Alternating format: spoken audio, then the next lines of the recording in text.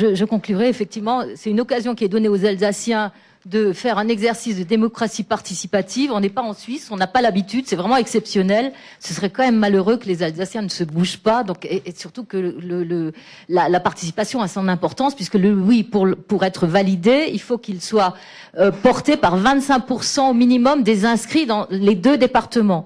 Donc il faut vraiment que les gens y aillent. Et ce serait quand même malheureux que, face à une opportunité d'agir sur son destin, les Alsaciens ne se bougent pas et qui n'expriment pas leur attachement à leur identité et qui donnent du sens à leur région, au périmètre dans lequel ils vivent et dans lequel ils ont la chance de vivre. J'aimerais juste, avant de vous passer la parole, revenir sur l'exemple, la mention qui a été faite de la consigne du Front National, un des partis du non.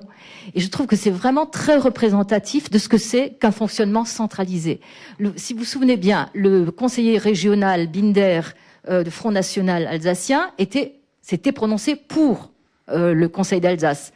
Bon, je n'ai pas de sympathie particulière pour ce monsieur, mais il faut quand même lui reconnaître que c'est l'élu du terrain, régional, qui sans doute connaît les enjeux, le contexte, enfin, il connaît le contexte régional, et on lui dit s'écraser. C'est pas lui qui a son mot à dire, c'est Paris, c'est le leader national, et puis toi tu t'écrases. Est-ce que quelque part ce n'est pas représentatif aussi du fonctionnement de notre France centralisée?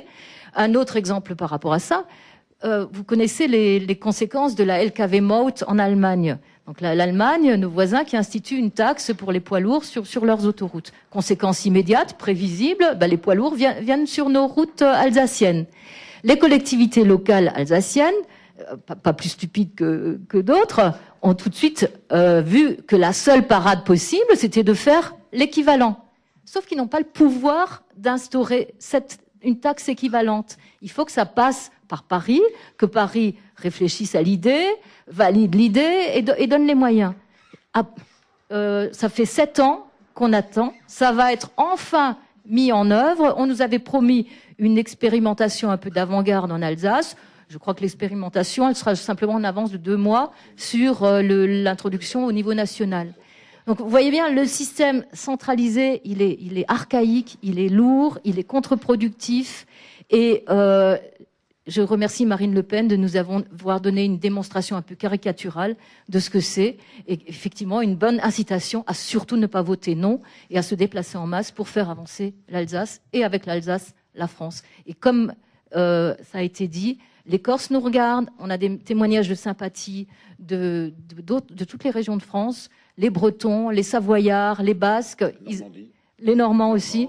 Voilà. Bon, tous, ils attendent de voir si enfin on va pouvoir progresser dans cet État jacobin. On est en Europe un des seuls États, je crois que c'est avec la Grèce, à ne pas oser faire confiance aux régions. Et c'est un défaut aussi d'humanisme, parce que quand on fait confiance à l'homme, quand on est humaniste, on n'a pas envie, on imagine qu'on peut partager le pouvoir, partager les responsabilités. Et c'est le rendez-vous qui nous est donné le 7 avril prochain.